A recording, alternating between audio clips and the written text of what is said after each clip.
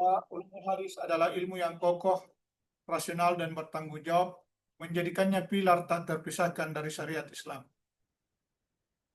Uh, saya mulai dari bab 1. Di sini kita bagian A-nya akan membahas latar belakang dan urgensi kajian. Sebagaimana kita ketahui bahwa Islam sebagai agama terakhir dan paripurna, hal ini sudah didasarkan pada dua sumber hukum fundamental, yaitu Al-Quran dan Sunnah, hadis Nabi Shallallahu Alaihi Wasallam. Dalam teologi Islam, hadis berfungsi sebagai bayan, penjelas terhadap Al-Quran. Tanpa hadis, banyak perintah Al-Quran yang bersifat umum, mujmal, tidak akan dapat dilaksanakan. Sebagai contoh, Al-Quran memerintahkan salat, aqimus salah, tetapi hadislah yang merinci tentang tata cara, waktu, jumlah rakaat, dan syarat-syarat sahnya. Oleh karena itu, menjaga keautentikan hadis merupakan sebuah kewajiban keagamaan atau fardu kifayah yang sifatnya mutlak. Kewajiban inilah yang melahirkan sebuah disiplin ilmu yang komprehensif, metodologis, dan historis yang kita kenal sebagai ulumul hadis. Kajian terhadap ulumul hadis, terutama melalui kacamata filsafat ilmu, memiliki urgensi yang sangat penting. Hal ini diperlukan tidak hanya untuk kalangan muhaddisin atau para ahli hadis sendiri, tetapi juga untuk seluruh disiplin keilmuan Islam, baik syariah, fikih, tafsir, maupun ilmu kalam, serta untuk menjawab tantangan modern. Dengan menganalisis hadis dari perspektif ontologi, epistemologi, dan aksiologi, kita dapat membuktikan kekokohan ilmiah dan rasionalitas metodologi Islam dalam memverifikasi sumber ajarannya. Hadis Nabi Muhammad SAW sebagai sumber syariat Islam yang kedua setelah Al-Quran sangat penting memahaminya dalam suatu disiplin ilmu yang sistematis dan ketat untuk memastikan apakah yang dinisbatkan kepada Nabi benar-benar berasal dari beliau. Disiplin inilah yang dikenal sebagai ulumul hadis, karena ulumul hadis mencakup berbagai cabang ilmu seperti rijalul hadis, ilmu jarh wa ta'dil, ilmu gharib al-hadis, dan yang paling fundamental adalah ilmu usul hadis. Bagian B, aspek epistemologi ulumul hadis. Epistemologi ulumul hadis membahas bagaimana pengetahuan tentang keautentikan hadis diperoleh. Ini tentu berfokus pada metode kritik dan sumber yang digunakan para ulama hadis atau muhaddisun. Untuk memastikan kejelasan dan fokus kajian, penting untuk mendefinisikan terminologi kunci yang digunakan dalam makalah ini. Pertama, ulumul hadis diartikan sebagai ilmu-ilmu hadis. Secara terminologis, ini adalah disiplin ilmu yang mempelajari kaidah dan prinsip-prinsip yang digunakan untuk mengetahui keadaan sanad, untuk mengetahui rantai perawi dan matanya, teks hadisnya, guna membedakan hadis yang diterima, makbul, dan dari hadis yang ditolak, mardud. Yang kedua, filsafat ilmu yang dimaknai sebagai analisis kritik terhadap asumsi-asumsi, metode-metode, dan implikasi dari ilmu pengetahuan. Epistemologi merupakan ilmu yang membahas bagaimana pengetahuan itu diperoleh. Sehingga dalam kaitannya dalam ulumul hadis, epistemologi berfokus pada metodologi kritik sanad dan kritik matan. Yang kedua, ontologi tugasnya membahas hakikat apa yang dikaji. Sehingga dalam konteks ulumul hadis, ontologi mengkaji objek material dan objek formal. Yang ketiga, aksiologi tugasnya membahas untuk apa atau nilai guna dari ilmu tersebut. Sehingga dalam konteks ulumul hadis, aksiologi mengkaji fungsi syar'i, hukum, moral, dan sosial dari hasil verifikasi hadis. Metodologi ulumul hadis bukanlah teori yang diciptakan dalam ruang hampa, melainkan merupakan akumulasi respon historis terhadap ancaman pemalsuan. Perkembangan ini dapat dibagi menjadi beberapa fase. Pertama, fase awal, yaitu pada masa sahabat dan tabi'in.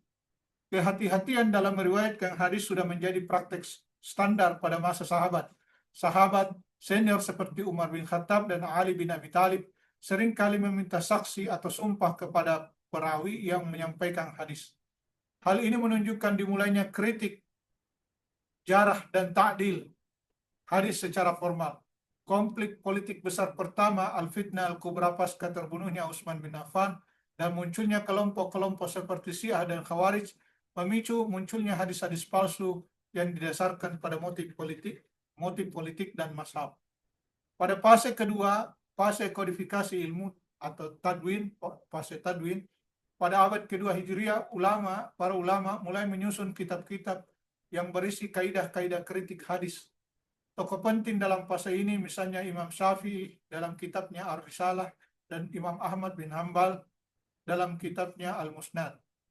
Kemudian periode ketiga, fase penyempurnaan atau istiqlal. Pada abad ketiga dan keempat Hijriah, disiplin ulumul hadis menjadi mandiri. Kitab Sahihain karya Imam Bukhari dan Imam Muslim merupakan puncak dari praktek metodologi ulumul hadis. Keduanya menyaring ratusan ribu riwayat untuk menghasilkan koleksi hadis sahih yang didasarkan pada kriteria yang sangat ketat mengenai adalah dan dab perawi. Kemudian pada abad-abad berikutnya, ulama seperti Al-Khatib Al-Baghdadi dan Ibnu Hajar Al-Asqalani mengsistemasi kaidah-kaidah tersebut dalam kitab-kitab mustalah hadis yang menjadi rujukan hingga saat ini. Bagaimana kontribusi ilmiah dan tujuan dari makalah ini? Pertama, penguatan aspek rasionalitas. Yang kedua, pembaharuan metodologi. Yang ketiga, jawaban atas skeptisisme. Dengan menjelaskan secara detail bagaimana ulumul hadis bekerja, makalah ini ingin menyediakan alat intelektual untuk membantah keraguan terhadap otentisitas hadis. Kemudian tujuannya mengidentifikasi dan merumuskan objek material dan formal dari ulumul hadis, menganalisis dan mengevaluasi prinsip-prinsip kritik hadis, mendeskripsikan dan menjelaskan nilai guna dari ulumul hadis dalam kerangka aksiologi. Bab 2, aspek epistemologi dalam ulumul Quran. Epistemologi merupakan cabang filsafat ilmu yang mengkaji hakikat, asal-usul, metode, dan validitas pengetahuan. Dalam konteks ulumul hadis, ulumul Quran, ilmu Al-Quran, epistemologi membahas pertanyaan mendasar bagaimana pengetahuan tentang Al-Quran, sebagaimana juga hadis, dapat diperoleh, diverifikasi, dan dikembangkan secara sah. Yang pertama, epistemologi transmisi. Epistemologi transmisi merupakan metodologi paling ketat yang dikenal dalam sejarah peradaban yang bertujuan untuk memelihara teks dari distorsi dan perubahan. Yang kedua, epistemologi pemahaman, atau yang disebut juga epistemologi dirayah, berfokus pada metodologi yang digunakan oleh para mufassir atau para muhaddisin untuk menggali mana hadis maupun Al-Quran merupakan wilayah ilmu-ilmu yang paling banyak berperang. Kemudian yang epistemologi nalar atau dirayah, yang kemudian berlanjut pada epistemologi modern, dan kesimpulan epistemologis bisa dilihat. Kemudian selanjutnya bab 3, aksiologi merupakan cabang filsafat ilmu yang membahas nilai guna, manfaat, dan tujuan akhir dari suatu ilmu pengetahuan. Dalam konteks ini, mengkaji tujuan fundamental dari pengkajian dan ilmu-ilmu yang melingkupinya. Aksiologi ini menjelaskan bagaimana pengkajian tidak bersifat spekulatif semata, melainkan pragmatis dan bertujuan untuk mengamalkan sunnah Nabi. Kemudian tujuan aksiologisnya membantu umat Islam memahami dan mewujudkan maqasidus syariah. Selanjutnya, Prof, saya langsung ke bab 4. Definisi ontologi merupakan cabang filsafat ilmu yang mengkaji hakikat keberadaan, realitas, dan sifat dasar dari suatu objek ilmu. Dalam konteks ini, ontologi berusaha menjawab pertanyaan apakah hakikat dan batas-batas objek yang dikaji oleh ulumul hadis maupun dalam ulumul Quran.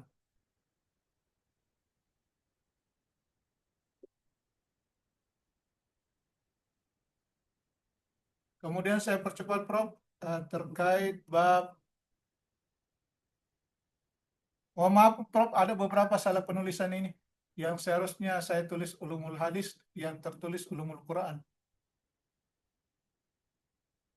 Ya, sebagai kesimpulan bab 5, makalah ini telah menganalisis ulumul Quran sebagaimana juga dalam ulumul hadis melalui 3 pisau analisis filsafat ilmu, ontologi, epistemologi, dan aksiologi.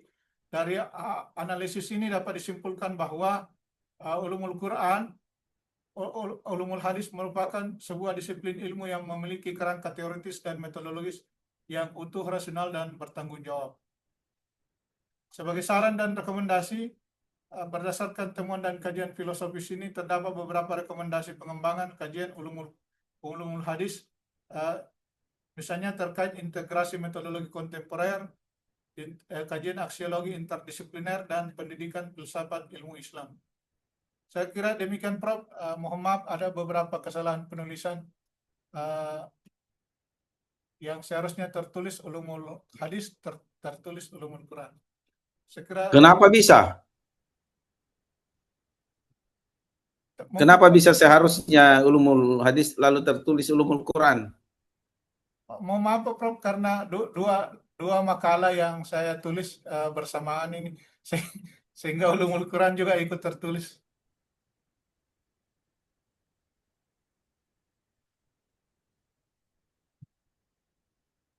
Ya, mohon nanti ya, Prof, saya minta waktu untuk perbaikan. Ya, baik. Silakan yang lain ditanggapi pertanyaan atau perbaikan-perbaikan yang Anda temukan dalam makalah ini. Silakan.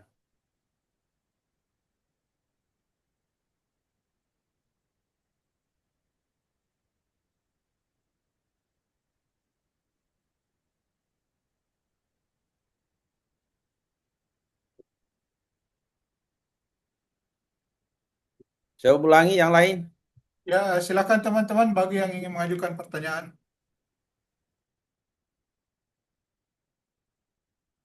Bismillah, saya sedikit mau menanggapi ini buat pemateri. Izin Prof, saya mau memberikan suatu ke pemateri ini. Soal saya ini tadi membahas tentang ulumul hadis. Jika bagaimana hubungan antara kritik sanad dan kritik matan dalam menentukan otoritas hadis? Menurut Anda, apakah kritik matan harus diberi posisi yang lebih kuat dalam kajian kontemporer dan mengapa? Kalau belum jelas nanti suara saya, nanti saya bantu tulis di kolom obrolan di Zoom. Terima kasih.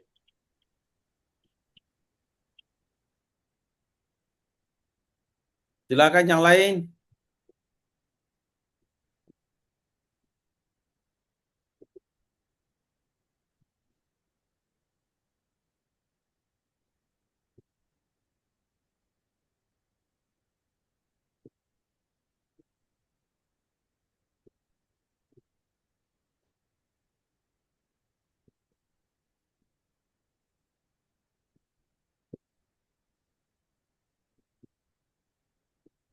Ya, terima kasih pertanyaan Sadino Sadana. Mohon ditulis ulang pertanyaannya di kolom chat Zoom.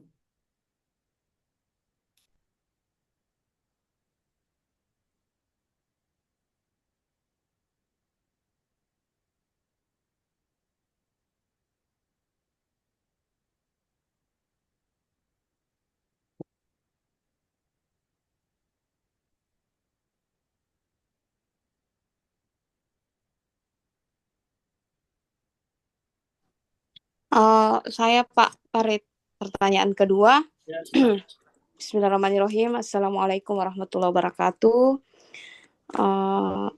Jadi yang mau saya pertanyakan di sini masalah epistemologis. Jadi langsung saja pertanyaannya, bagaimana konsep sanad rantai perawi berfungsi sebagai instrumen epistemologis untuk menguji keaslian hadis. Bagaimana konsep sanad atau rantai perawi berfungsi sebagai instrumen epistemologis untuk menguji keaslian hadis. Atau saya bantu tulis di Ya. Saya kira itu Pak Farid untuk pertanyaan yang kedua tentang epistemologis. Terima kasih.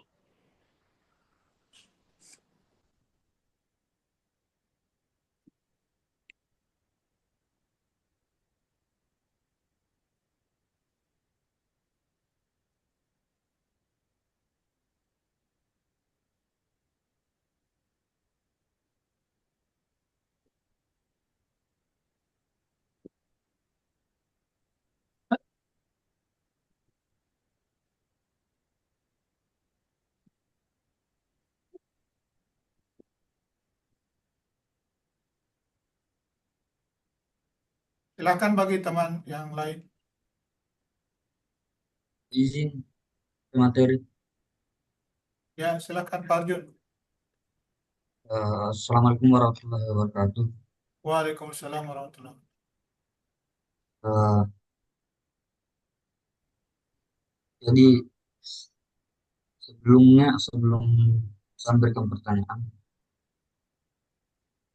bahwa saya tangkap tadi dari materi yang dipaparkan bahwa kita belajar tentang aspek medis, di mana dibahas tentang aspek ontologi, kemudian epistemologi dan sosiologi.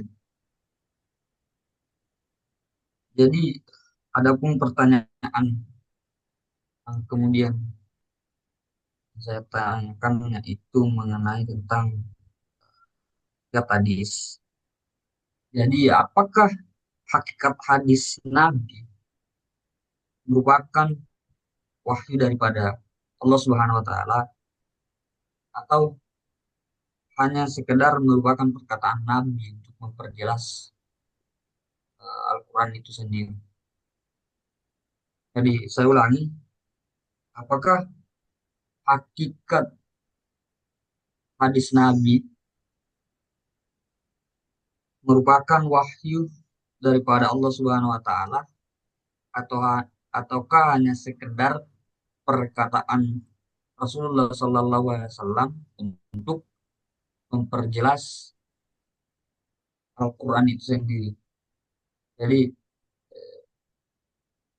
saya kira itu pertanyaannya, saya kembalikan kepada materi. Terima kasih. Assalamualaikum warahmatullahi wabarakatuh.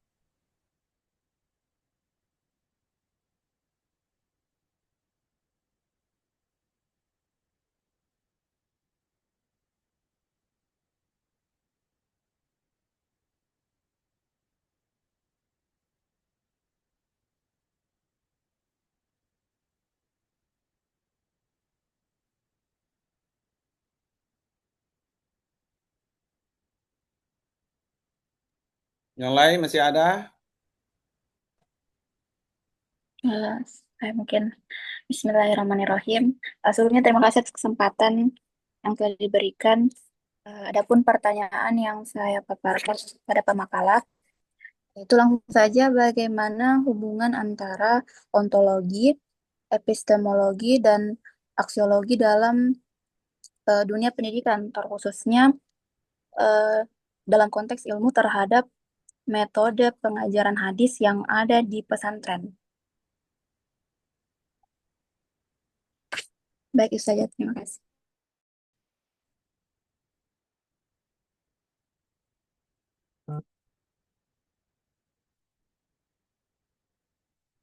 Bisa diulang pertanyaannya?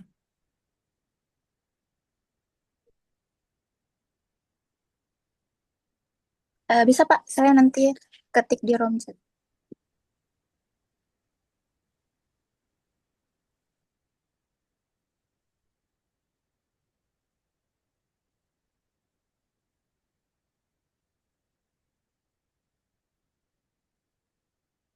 Ya, silakan. Masih ada mungkin. Pak Abdul Muthalib. Mungkin saya di belakang saja sambil menjawab pertanyaan-pertanyaan, karena mohon maaf tadi ini saya dari toilet jadi agak telat masuk. Oh Afwan. iya, iya. Oke. Nanti saya tegur kalau mau bertanya. Ya, terima kasih Pak Abdul Muttalib. Izin Prof menjawab beberapa pertanyaan teman yang sudah masuk. Silakan, silakan. Eh,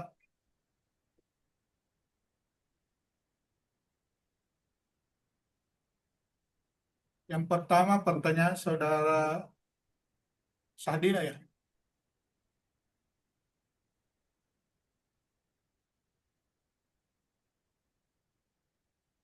Apakah hakikat hadis Nabi Muhammad SAW merupakan bukan itu?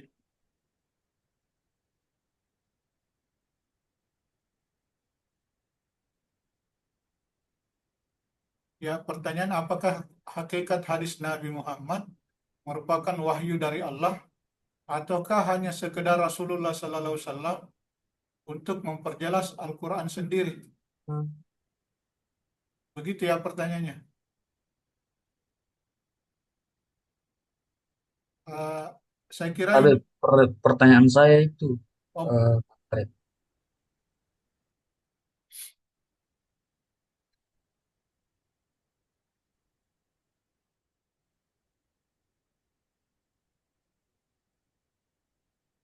Pertanyaan saya itu ada di kolom obrolan yang saya ulang. oh ya, pertanyaannya Pak Sadino terkait kritik matanya.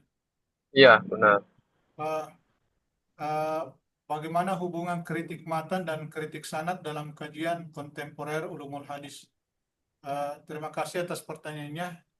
Eh,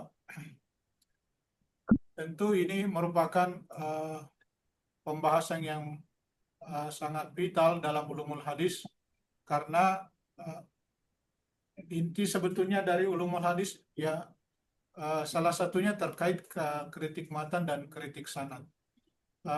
Kritik hadis tentu dapat dipahami sebagai jantungnya ulumul hadis karena bertujuan menentukan keaslian dan keabsahan suatu hadis. Secara tradisional kritik hadis dibagi dalam dua komponen fundamental sebagaimana tadi telah dijelaskan, yaitu kritik sanad untuk mengetahui rantai perawi dan kritik matan untuk mengetahui isi teks hadis. Dalam kajian kontemporer ulumul hadis, hubungan antara dua metodologi kritik ini mengalami sepanjang sejarahnya mengalami reinterpretasi atau penekanan baru.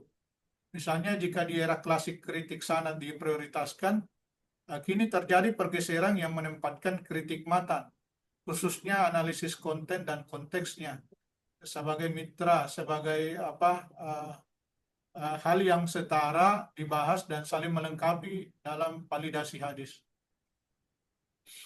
Jadi saya kira dua hal ini, kritik sanad dan kritik matan, tentu tidak bisa dipisahkan dan saling melengkapi dalam ulumul hadis.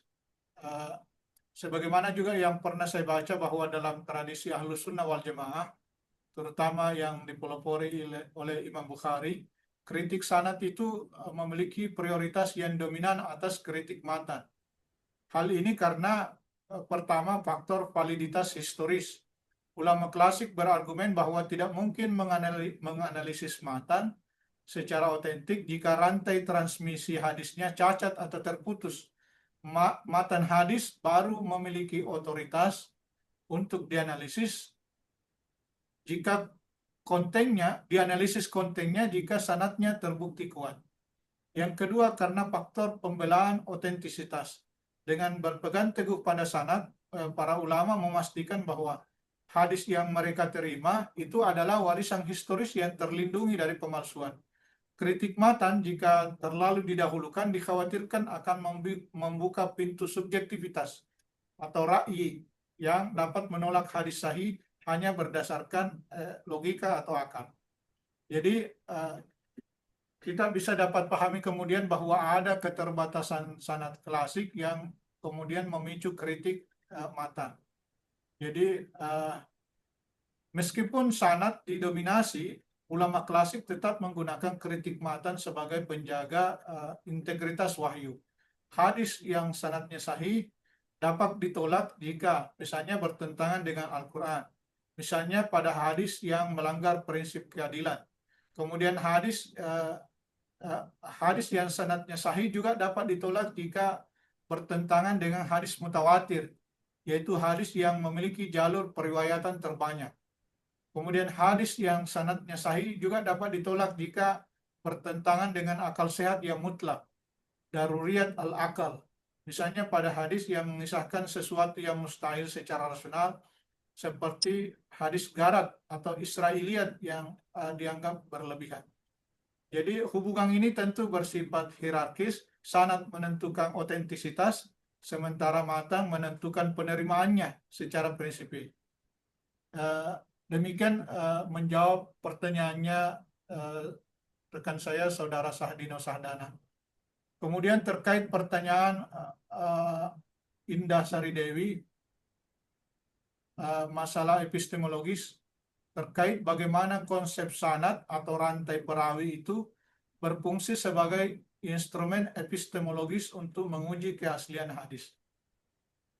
Tentu pertanyaan ini menyentuh inti dari metodologi ulumul hadis. Dalam kajian kontemporer, sanad atau rantai perawi dipahami sebagai instrumen epistemologis dan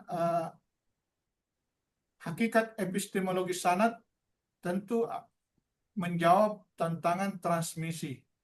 Epistemologi di sini membahas bagaimana pengetahuan itu diperoleh dan divalidasi. Dalam konteks ulumul hadis yang merupakan sumber referensi pengetahuan kedua, rujukan utama setelah Al-Quran yang ditransmisikan secara lisan dari satu generasi, dari Nabi kemudian ke sahabat, dari sahabat kemudian ke tabi'in, kemudian tabi'in. Tantangan epistemologis terbesarnya yang dihadapi ulama hadis adalah bagaimana membuktikan bahwa ucapan atau perbuatan yang diklaim sebagai hadis benar-benar berasal dari Nabi Muhammad Sallallahu Alaihi Wasallam. Saya kira itu intinya validasi hadis melalui sanad didasarkan tentu pada banyak aspek. Yang saya temukan di sini paling tidak ada 5 kriteria utama yang harus dipenuhi secara kolektif. Tidak boleh tidak, salah satunya dia harus memenuhi unsur keseluruhannya. Misalnya pada kriteria ittisal al-sanad, yang dimaknai sebagai ketersambungan rantai perawi tanpa ada perawi yang gugur. Fungsinya tentu untuk menjamin kontinuitas historis transmisi dari sumber asli.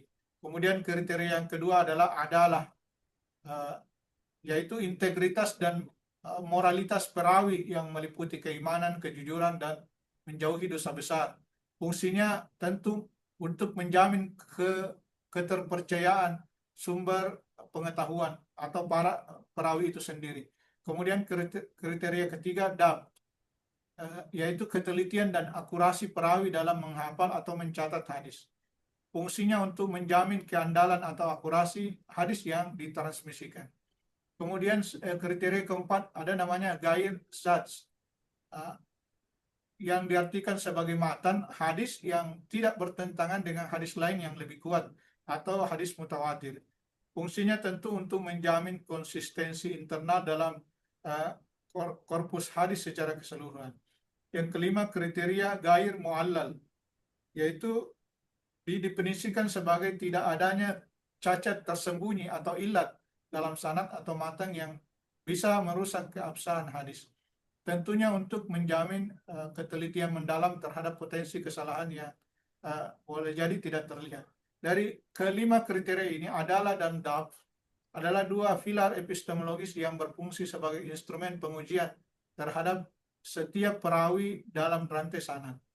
Saya kira itu untuk menjawab pertanyaan dari Saudari Indah Sari Dewi. Kemudian terkait pertanyaan dari Saudara Arjun, apakah hakikat hadis Nabi Muhammad SAW merupakan wahyu dari Allah atau hanya sekedar Rasulullah SAW untuk memperjelas Al-Quran itu sendiri? Mohon maaf saya kurang paham ini dengan pertanyaannya. Karena sebagaimana yang telah kita pahami bersama, bahwa hadis Nabi itu tentu adalah ucapan atau perbuatan Nabi sikap diamnya Nabi yang kemudian dibahasakan oleh para sahabat. Jadi hakikat hadis Nabi itu adalah sumbernya adalah dari Nabi.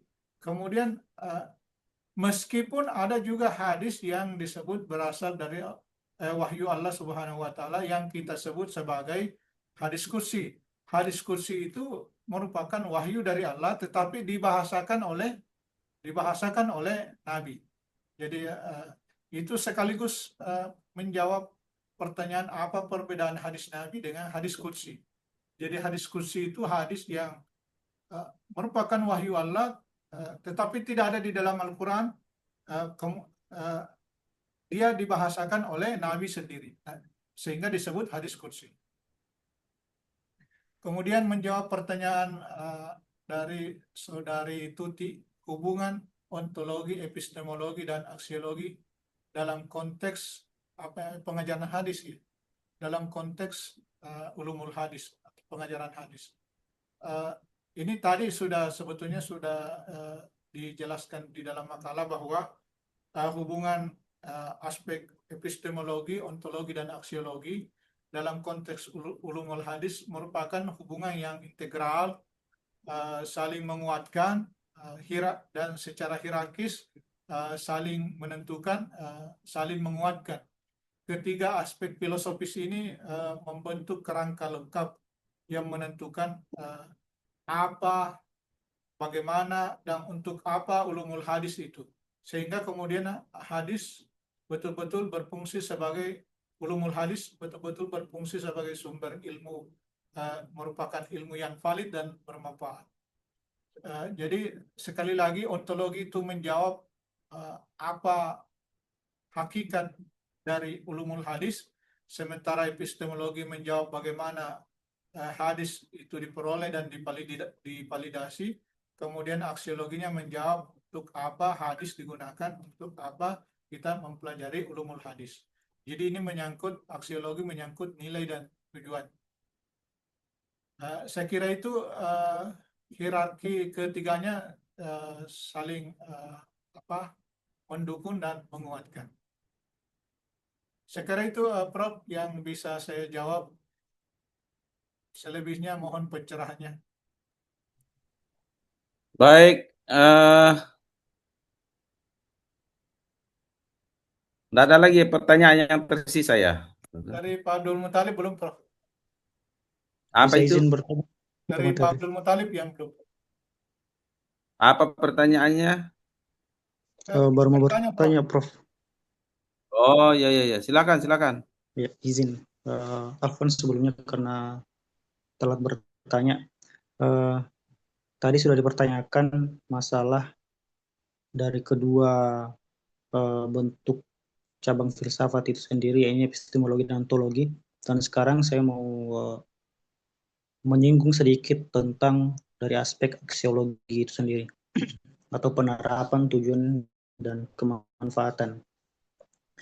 Tidak bisa dipungkiri bahwa kita adalah bangsa Indonesia yang beragam, atau bisa disebut multikultural. Jadi singkat saja, langsung saja ke pertanyaan saya. Apakah hadis itu sendiri memiliki nilai aksiologis bagi masyarakat multikultural? Lalu kemudian jika ada, bagaimana menafsirkan pesan-pesan etis secara universal? Coba jelaskan secara umum saja. Mungkin itu pemateri. Saya kembalikan ke pemateri untuk menjawab. Terima kasih.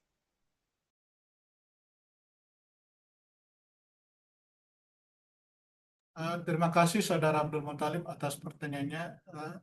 Kalau saya ulangi pertanyaannya, kira-kira intinya mempertanyakan bagaimana nilai aksiologis dalam ulumul Quran terhadap masyarakat yang sifatnya multikultural. Ulumul hadis sekarang, Mas. Ya, Prof. Ulumul hadis sekarang, bukan ulumul Quran. Oh, iya. Maaf, Prof. Ya, ulumul hadis. Ya,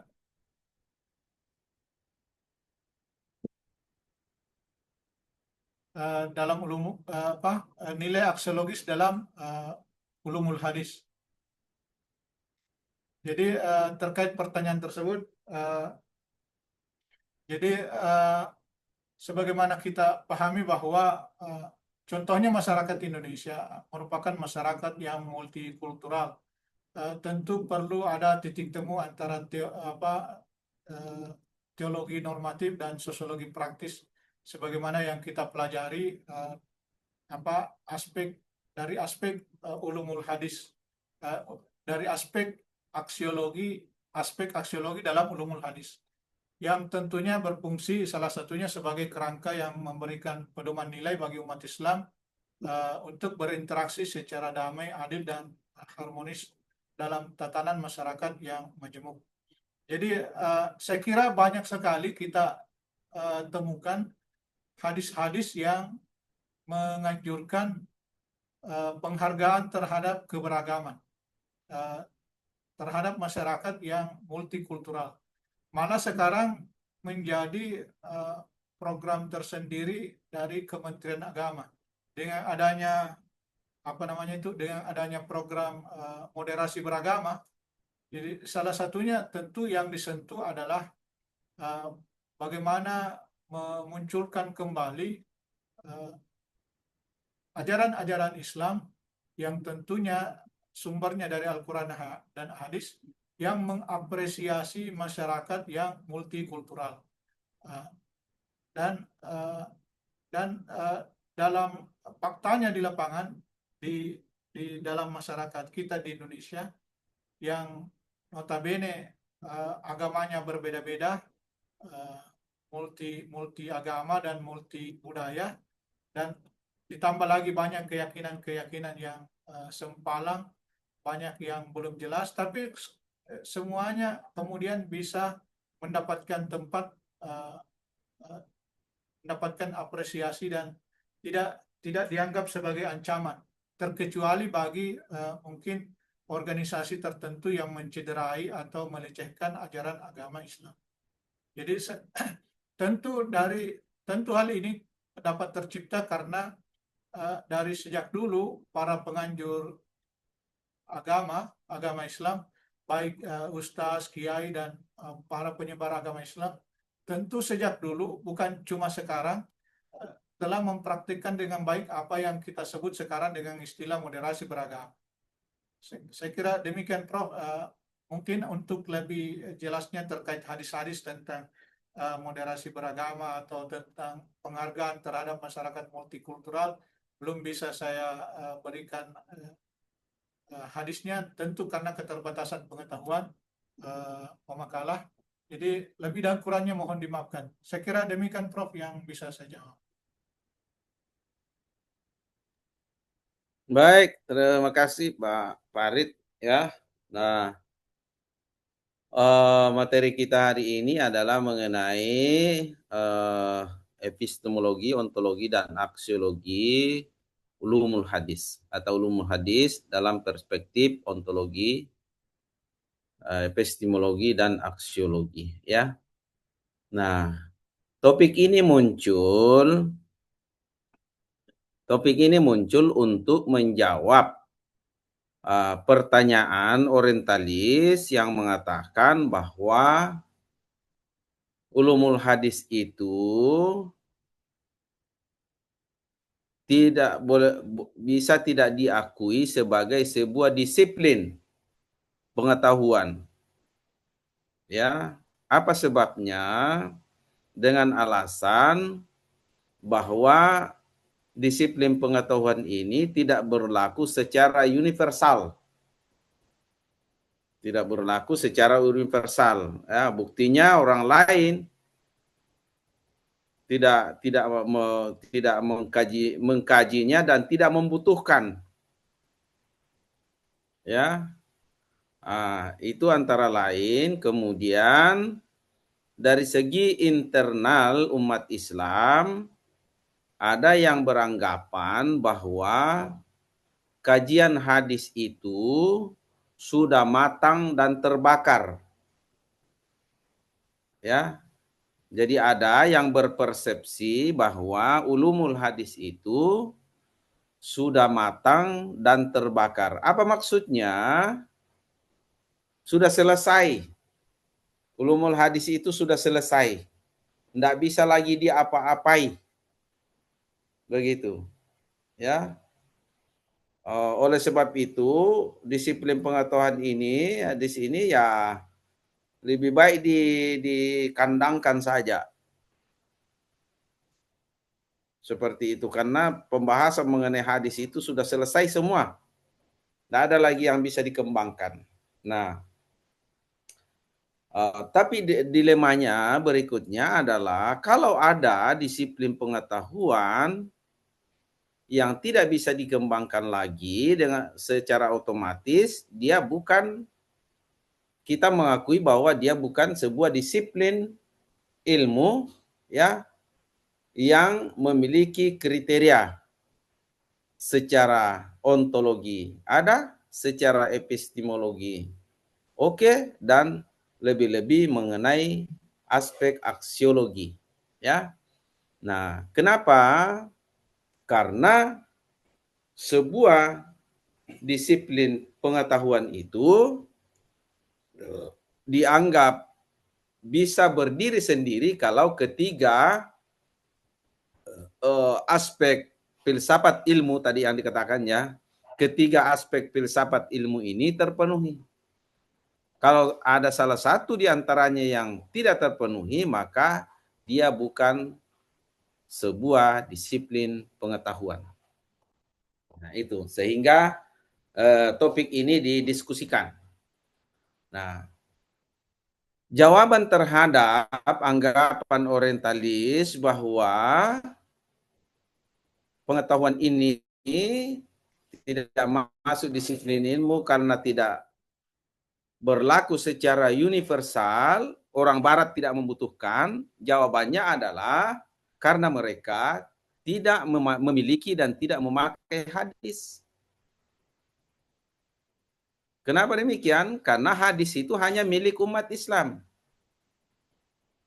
Kalau kalian ada hadisnya, silakan diberlakukan kaedah-kaedah yang ada di dalam tubuh umat Islam ini, ya, seperti itu. Jadi, ulumul hadis itu adalah sebuah disiplin pengetahuan yang sangat unik. Kenapa unik? Karena hanya dimiliki oleh umat Islam. Umat-umat agama lain tidak memiliki hal yang serupa, ya. Kenapa? Karena di agama lain tidak ada kumpulan pedoman dalam bentuk penjelasan kitab suci. Jadi hanya umat Islam yang kitab sucinya ya memiliki penjelasan tersendiri oleh utusan Allah yang menyampaikan Al-Qur'an tadi, ya. Nah, itulah sebabnya ilmu hadis itu ya betul hanya dimiliki oleh umat Islam karena hanya umat Islam yang memiliki hadis. Nah, setelah disorot, karena itu tadi bahwa pengetahuan itu dianggap berdiri sendiri kalau memenuhi tiga unsur tadi, ontologi, epistemologi, dan aksiologi. Setelah ketiga aspek ini dipakai menguji keberadaan ulumul hadis, maka seperti yang di dalam makalah tadi itu sangat-sangat terpenuhi, ya. Jangankan satu, justru di ulumul hadis inilah berdiri sekian banyak rumpun disiplin pengetahuan karena banyaknya aspek ya yang harus dibahas, ya. Nah, itulah sebabnya di dalam mungkin dulu kalian sudah mendiskusikan mengenai ruang lingkup pembahasan ilmu hadis. Itu didiskusikan pada perkuliahan awal-awal. Ruang lingkupnya ya tertuju kepada ilmu hadis riwayah dan ilmu hadis dirayah.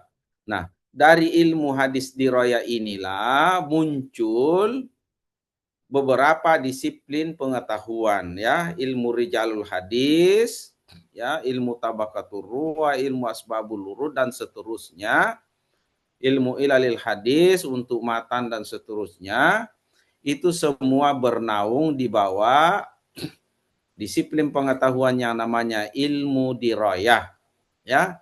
Jadi jangankan satu disiplin pengetahuan, justru dia bernama ulumul hadis oleh karena di dalam ulumul hadis itu muncul berbagai macam cabang ilmu hadis yang semuanya memiliki unsur epistemologi, ontologi, dan aksiologi. Ya, jadi terjawab sudah bahwa ulumul hadis itu dari segi 3 aspek filsafat ilmu itu sangat-sangat terpenuhi dan tidak terbantahkan. Ya, nah, apa lagi pertanyaan tadi ya? Ada pertanyaan tadi.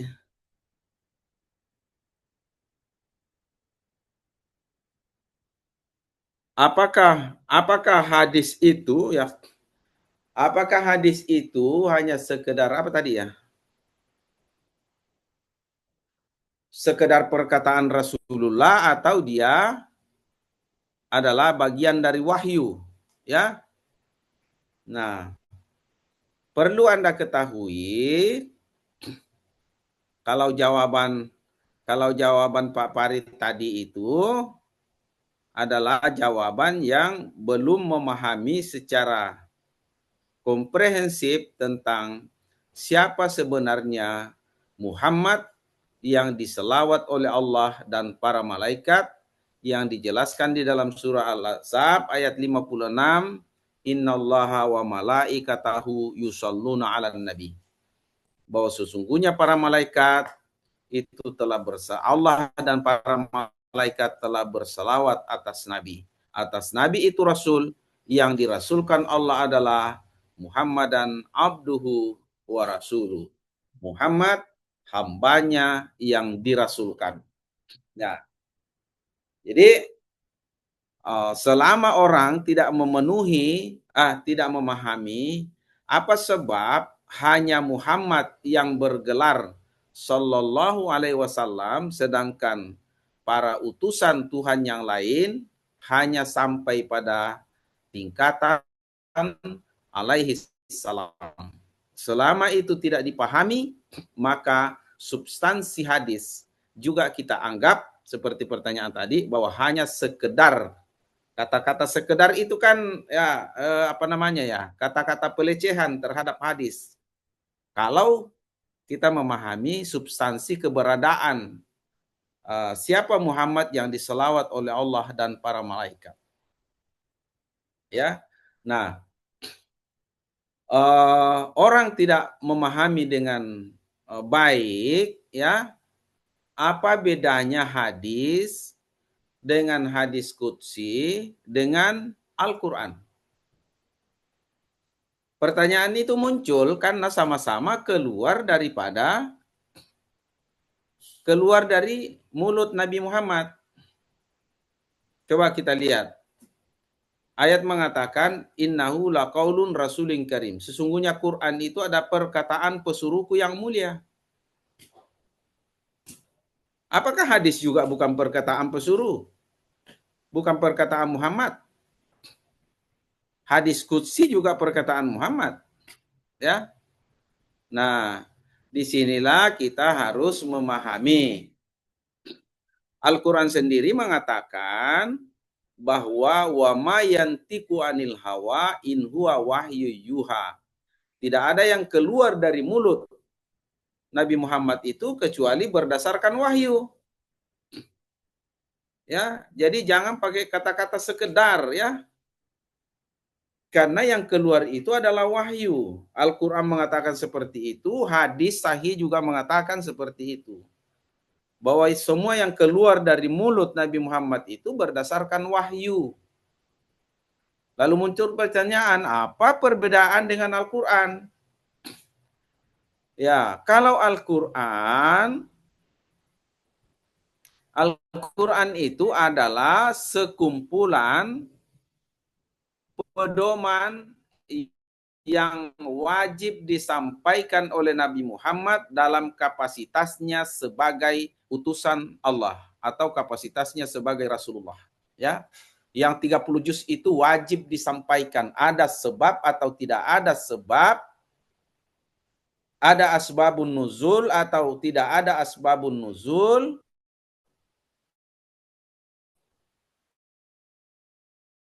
yang 30 juz itu wajib beliau sampaikan. Ya. Nah, karena yang 30 juz itu adalah pedoman yang utuh yang wajib beliau sampaikan, maka setiap beliau menyampaikannya, dia perintahkan kepada juru tulis untuk mencatatnya.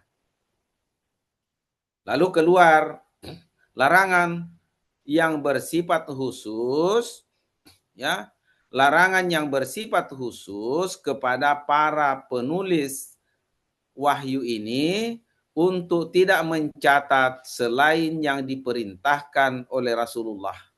Ya, karena ada hadisnya. Sudah belajar kemarin tentang polemik.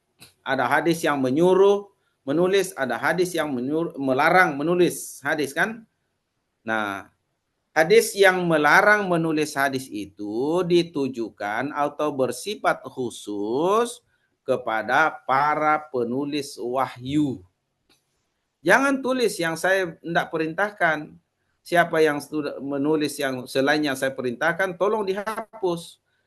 Inilah cara Rasulullah untuk menjaga orisinalitas atau kemurnian Al-Quran yang sebagai kumpulan pedoman yang wajib dia sampaikan. Ya. Nah, akan tetapi oleh karena firman Allah dalam Al-Quran itu disampaikan dalam bahasa yang sangat tinggi, ya, kesusastraan yang sangat tinggi, memiliki kedalaman makna yang luar biasa, memiliki kias atau analogi yang sangat luar biasa, maka para sahabat yang notabene orang Arab sendiri tidak paham. Banyak firman Allah yang disampaikan oleh Nabi Muhammad oleh para sahabatnya dia tidak paham, sekalipun dia orang Arab. Ya. Lalu itulah sebabnya para sahabat yang belum paham ini kemudian bertanya kembali kepada Rasulullah, "Hei Muhammad, apa sih maksudnya ini? Apa maksud Tuhan yang kau sampaikan ini?" Ya. Nah, dari pertanyaan para sahabat itulah yang menyebabkan banyaknya hadis yang keluar. Ya.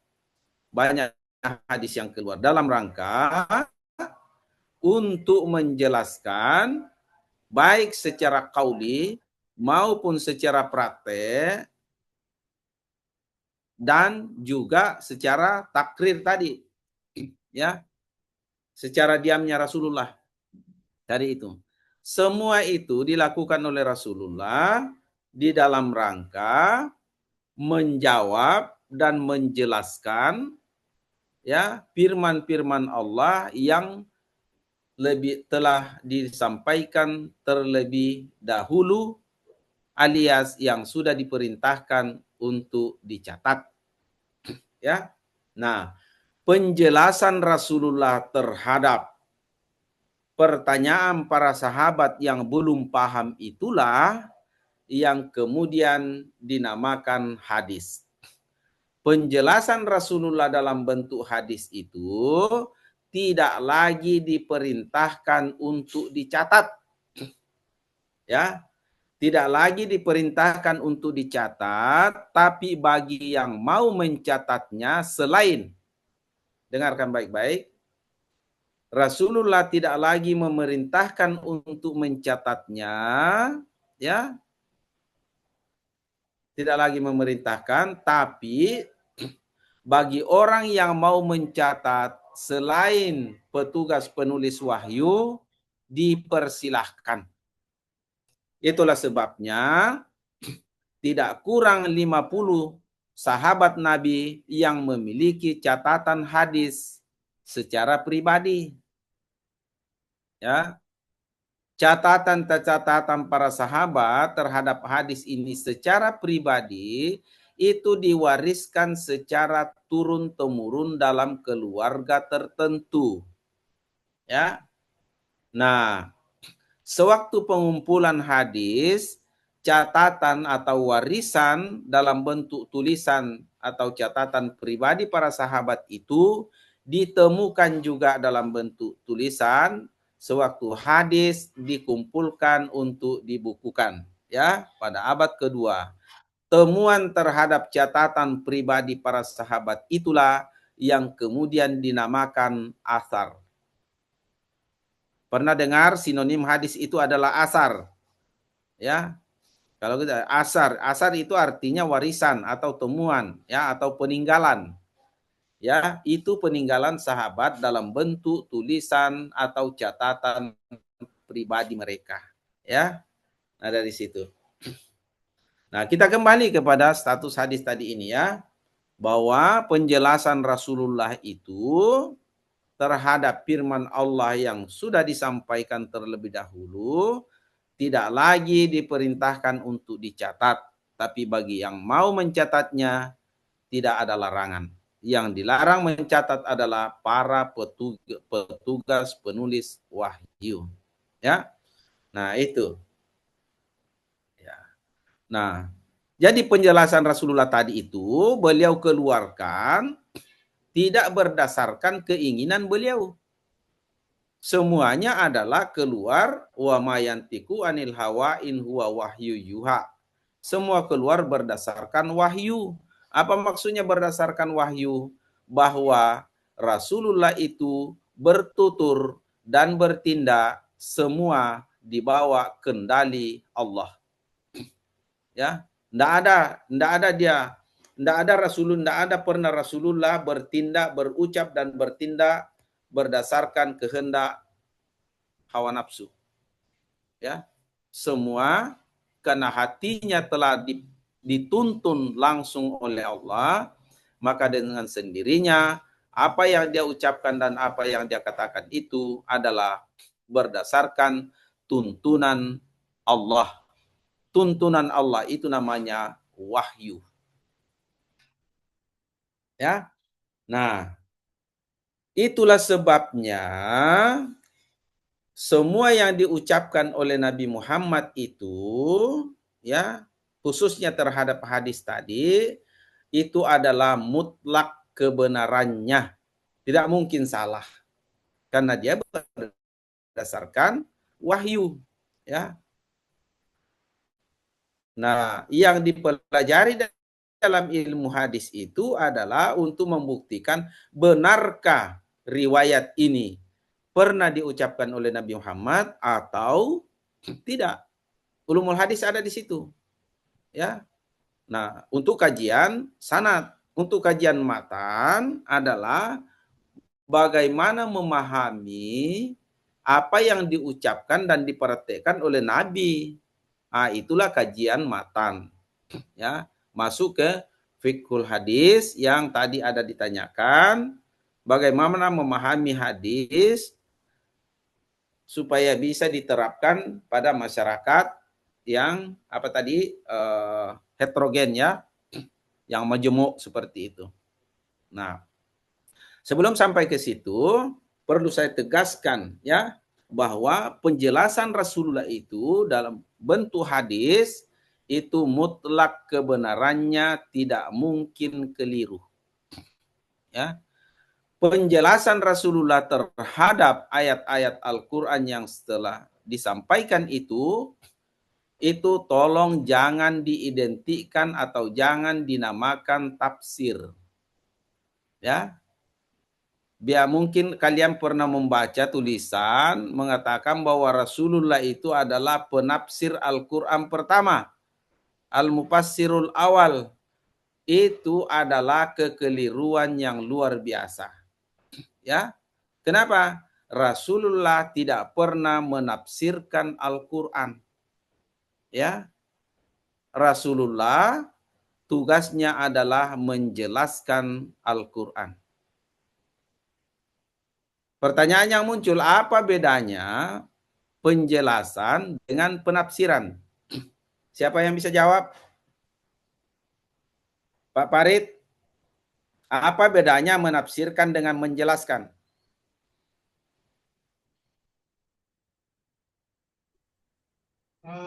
Kalau menafsirkan dia pakai akalnya, bro. Dia pakai logikanya.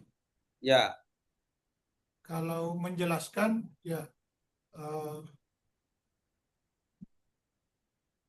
sebagaimana tadi pengertiannya bahwa hadis merupakan bayan dari Al-Quran, bahwa fungsi hadis merupakan bayan dari Al-Quran, maka bisa saja, bukan bisa saja, yang dia jelaskan tersebut masih merupakan wahyu Allah. Jadi Nabi atau Rasulullah SAW menjelaskan menurut apa yang telah diwahyukan oleh Allah, bukan berasal dari pikirannya atau akalnya sendiri. ya, baik. Jadi kalau dia berdasarkan wahyu, berarti mutlak kebenarannya, tidak mungkin keliru, ya. Jadi arti menjelaskan itu artinya dibuat jelas. Sesuatu yang belum dipahami orang dibuat jelas sehingga orang lain paham, ya. Jadi dasar orang menjelaskan itu adalah karena dia mengetahui dengan sempurna. Artinya dia tahu betul apa yang dia jelaskan itu, ya. Nah, kalau dan itu adalah tugas utusan Allah. Sementara tafsir itu adalah pekerjaan manusia biasa yang tadi menggunakan olah pikir. Ya, menggunakan olah pikir untuk memikirkan. Nah, kenapa dipikirkan? Kenapa dia pikirkan? Dasarnya karena dia tidak tahu secara pasti apa yang dia mau sampaikan. Seperti Rasulullah tadi. Karena Rasulullah tahu pasti apa yang dia sampaikan, maka dia menjelaskan. Sementara kalau tafsir, itu sebenarnya dasarnya adalah karena ketidaktahuan. Ya, karena ketidaktahuan secara pasti makna kandungan ayat itu, maka ditafsirkan, atau tafsir itulah sebabnya tafsir itu sama persis dengan kira-kira, ya. Jadi tafsiran itu adalah perkiraan manusia biasa.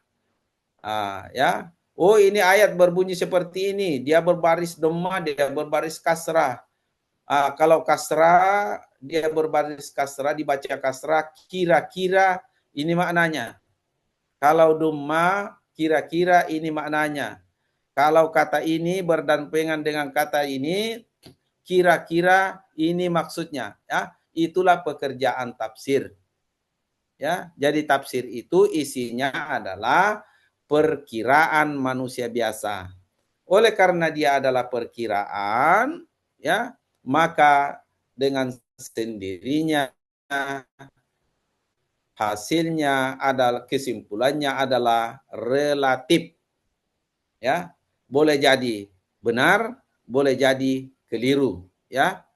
Itu kondisi yang namanya tafsir. Karena itu adalah persepsi pribadi mufassirnya, ya, yang menggunakan keterbatasan akal dan keterbatasan kemampuan, ya. Maka hasil tafsir itu, saya ulangi, adalah kumpulan daripada perkiraan pribadi manusia biasa. Tidak sama dengan hadis. Adalah penjelasan utusan Tuhan berdasarkan wahyu sehingga mutlak kebenarannya. Saya ulangi, bahwa yang kita pelajari sekarang adalah untuk membuktikan apakah benar riwayat ini disampaikan dan atau dipraktekkan oleh Nabi Muhammad atau tidak. Disitulah letak fungsi ulumul hadis. Nah, berikut, mana ini pemakalah ini? Pak Farid? Kok hilang? Ya, Prof. Ya. Nah, berikut pertanyaan tentang hadis diterapkan di masyarakat yang heterogen. Kalian harus kembali menyerap dengan baik sejarah Islam periode Madinah. Di Madinah itu kan sudah ada dikeluarkan namanya Piagam Madinah. Piagam Madinah itu ya yang dianggap mirip-mirip dengan Pancasila. Ya, jadi Piagam Madinah itu berisi kesepakatan-kesepakatan bagaimana hidup berdampingan dengan pemeluk-pemeluk agama lain. Itulah sebabnya di Madinah itu dibawa kepemimpinan Rasulullah hidup berbagai macam etnis dan kepercayaan. Ya. Orang Yahudi, orang Nasrani, orang Majusi semua hidup di bawah kendali kepemimpinan Nabi Muhammad yang merasakan kedamaian dan ketentraman. Bahkan di surah Al-Maidah ayat 32 itu diadakan perjanjian, ya, jadi salah satu daripada isi Piagam Madinah itu dijelaskan dalam surah Al-Maidah ayat 32, min ajli zalika katabna ala bani Israil man qatala nafsa bighairi nafsin fa ka'annama qatalan nasa jami'a wa man ahyaha fa ka'annama ahyan nasa jami'a. Ya. Diadakan perjanjian dengan Bani Israel bahwa siapa yang membunuh satu orang hukumnya sama dengan membunuh semua orang. Ya. Mulailah dari situ tidak ada lagi perang.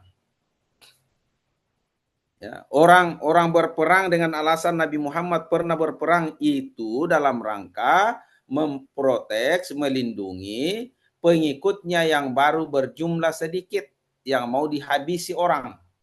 Dia mempertahankan diri. Rasulullah tidak pernah keluar menyerang orang lain. Dia hanya mempertahankan komunitas yang belum paham, ya, belum paham betul apa tujuan diutusnya Nabi Muhammad. Tapi setelah disampaikan innamal mu'minuna ikhwah, bahwa sesungguhnya mukmin itu bersaudara. Ini juga orang menyangka mukmin itu adalah orang yang mengaku beragama Islam saja. Padahal mukmin itu adalah nama ruh, nama hamba Allah yang ada di dalam dada setiap manusia. Namanya mukmin. Ya. Nah, Allah setelah Rasulullah mengatakan bahwa seluruh ruh atau seluruh mukmin itu adalah bersaudara, maka dimanapun mukmin itu berada, baik di dalam dadanya orang Yahudi, dalam dadanya orang Majusi, Nasrani dan seterusnya, itu adalah saudara. Ya, itulah yang mengikat kehidupan yang ada di Madinah tadi. Maka tadi siapa yang membunuh satu orang sama dengan membunuh semua orang. Ya. Nah, di saat itulah tidak ada lagi peperangan. Kita lihat buktinya, ya. Kita lihat buktinya begitu Fathu Makkah, Nabi Muhammad dengan kekuatan yang luar biasa kembali ke Makkah, ya, kafir Quraisy itu menganggap bahwa sudah mau dihabisi orang-orang yang mengusir dulu. Apa yang terjadi? Rasulullah mengatakan hari ini tidak ada perang. Hari ini adalah hari kedamaian. Yang mau masuk Islam silakan, yang tidak mau silakan. Ya, kami hanya datang untuk melaksanakan ibadah. Tolong kami jangan dihalangi, ya. Jadi bukti-bukti penerapan praktek Rasulullah, ya, dalam rangka hidup harmonis di dalam suatu masyarakat itu sudah dibuktikan dan sudah dipraktekkan di Madinah, ya. Nah, itulah contoh masyarakat yang ideal sepanjang sejarah manusia. yang pernah ada. Dan belum pernah ada muncul lagi suatu komunitas yang bisa menyamai kedamaian atau aturan yang diberlakukan di Madinah pada saat itu. Ya, saya ulangi, sepanjang sejarah peradaban manusia belum ada yang bisa menyamai praktek kerukunan beragama yang terjadi di Madinah di bawah kepemimpinan Nabi Muhammad Sallallahu Alaihi Wasallam. Yang itu ya. Sayang sekali apa yang dicontohkan oleh Nabi Muhammad di Madinah itu tercederai lagi kembali. Begitu Rasulullah wafat, maka yang terjadi adalah polemik dalam ranah politik, sehingga yang terjadi kemudian adalah pembunuhan, dan pembunuhan. Itulah yang mewarnai sejarah umat Islam yang tidak menerapkan secara konsisten apa yang ada dalam Al-Quran, kemudian yang telah dipraktekkan oleh Nabi Muhammad Sallallahu Alaihi Wasallam di Madinah sebelumnya. Ya, jadi itu ya. Jadi tidak usah pusing-pusing mau bagaimana memahami hadis, itu sudah dipraktekkan kok, tinggal diikuti. Tidak usah lagi cari-cari apa maknanya ini, bagaimana menerapkan. Padahal itu kan sudah dipraktekkan oleh Nabi Muhammad di Madinah, ya. Nah, beruntung kita umat Islam Indonesia, Pancasila itu kan mirip-mirip dengan Piagam Madinah. Tinggal lagi pemahaman umat Islam terhadap Al-Quran dan hadis ini yang harus dibenahi dengan benar, tentu saja dengan tidak mengabaikan contoh-contoh yang telah dipraktekkan oleh Nabi Muhammad. Jangan buat konsep sendiri. Mau mewujudkan tatanan kehidupan beragama yang baik, tapi mau membuat rumus sendiri. Jangan, tidak bakalan. Kembalilah kepada rumus yang dipraktekkan oleh Nabi Muhammad. Kalau mau mewujudkan apa yang diimpikan itu, ya, hidup harmonis dengan siapapun, ya, dengan tidak saling mengganggu, ya. Sayang sekali umat Islam mau menerapkan toleransi, kemudian moderasi beragama, padahal mayoritas umat Islam tidak paham, belum paham dengan benar apa sebenarnya moderasi itu, apa sebenarnya toleransi itu. Ada yang memahami toleransi itu adalah mengakui menganggap semua agama itu benar. Kalau semua agama itu benar, berarti kau lecehkan agamamu, bukan toleransi namanya itu. Toleransi itu adalah penerapan terhadap lakum dinukum waliyadin. Ya. Toleransi itu adalah kita mempertegas identitas keislaman kita. Tapi kita berislam dengan baik bukan berarti mengganggu orang lain. Mari kita sama-sama mempraktekkan agama kita tanpa saling mengganggu. Wah, itu namanya toleransi. Itu namanya toleransi, ya. Dari toleransi inilah kemudian lahir benih-benih moderat di dalam beragama, ya. Jadi kita tetap konsisten pada akidah kita, ajaran agama kita, tapi dengan cara tidak mengganggu kepercayaan orang lain, ya. Nah, ada tadi sudah digariskan siapa yang berbuat baik kepada satu orang sama dengan berbuat baik kepada semua orang. Siapa yang berbuat jahat kepada satu orang sama dengan berbuat jahat kepada semua orang, ya. Jadi itu sudah digariskan di dalam Al-Quran dan dipraktekkan oleh Nabi Muhammad Sallallahu Alaihi Wasallam. Sampai di sini ada pertanyaan?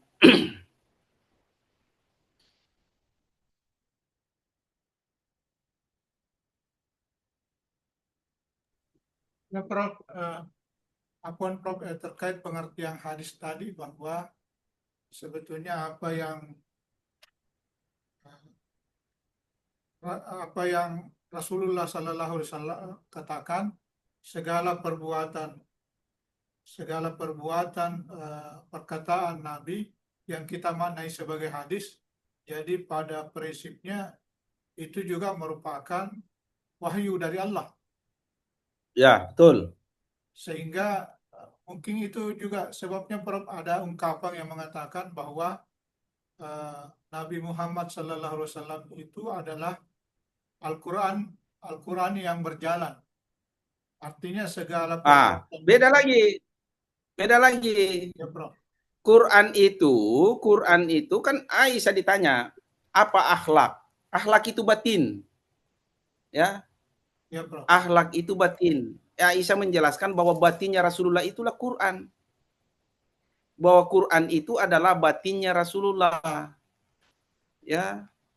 Nah, jadi apa namanya? Makanya kalau ada anak-anak yang ujian komprehensif, anak-anak S1 ya, ujian komprehensif mengatakan Al-Quran adalah kalamullah yang diturunkan kepada Nabi Muhammad melalui malaikat Jibril, itu salah. Tidak ada Jibril di situ, keterlibatan Jibril di situ dalam rangka penurunan Al-Quran. Karena Al-Quran itu ya diturunkan langsung oleh Allah ke dalam dada Nabi Muhammad. Sayangnya kita mengatakan, oh Nabi Muhammad itu menerima wahyu dari Jibril. Masya Allah. Sementara nabi-nabi lain itu ada enggak Jibril? Ketika Musa berdialog dengan Tuhan, ada enggak Jibril di situ? Ketika Ibrahim berdialog dengan Allah, ada enggak Jibril di situ? Itu alaihi salam saja. Berdialog langsung dengan Allah, apalagi yang sallallahu alaihi wasallam. Ya. Jadi itu adalah bagian wahyu. Ya. Itu tadi. Jadi sama-sama wahyu, satu berupa penjelasan, satu berupa ya konsep yang utuh tadi ya, itu yang 30 juz. Itu yang wajib beliau sampaikan dalam kapasitasnya sebagai utusan Allah. Ada pertanyaan, ada asbabun nuzul atau tidak, tetap beliau sampaikan. Nah, itu ya antara Al-Quran dan hadis. Nah, apa bedanya hadis biasa dengan hadis qudsi? Hadis kudus itu disampaikan oleh Nabi Muhammad kepada sahabat-sahabat tertentu yang paham betul siapa Muhammad sebenarnya yang diselawat oleh Allah dan para malaikat ini. Sahabat-sahabat terdekat ya, itu yang bisa diperdengarkan berita-berita tertentu, terutama mengenai rahasia Nabi Muhammad. Makanya kebanyakan hadis qudsi itu adalah mengenai rahasia pribadi Muhammad dengan Allah. Nah, karena dia berupa pemberitahuan secara pribadi ya yang sangat sakral, itulah dinamakan hadis qudsi. Karena dia diberitakan secara sakral kepada sahabat tertentu, maka dengan sendirinya tidak disampaikan secara umum. Itulah sebabnya tidak ada hadis qudsi yang kebanyakan hadis qudsi itu dilemahkan oleh kritik sanad tadi. Kenapa? Dia disampaikan secara silent. Kalau orang kita ya itu pengetahuan kelambu, bisik-bisik. Ya, bisi-bisi Rasulullah kepada sahabat tertentu. Makanya banyak hadis qudsi ya dari segi sanad dia lemah. Tapi dari segi matan itu diperpegangi oleh orang-orang yang mendalami hakikat agama, bukan secara syariat saja. Itulah di kalangan sufi. Tapi oleh ulama fikih dianggap karena ulama fikih tidak paham. Kenapa tidak paham? Dia tidak praktekkan. Karena hanya melalui praktek baru ada pengalaman rohania, baru bisa membenarkan. Oh, benar Rasulullah mengatakan seperti ini. Ya, tapi kalau dari segi pemahaman logika saja tidak sampai. Itu.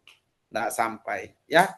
Saya kira itu ya jawaban Ya, Prof. terhadap yang lain siapa? Ada lagi?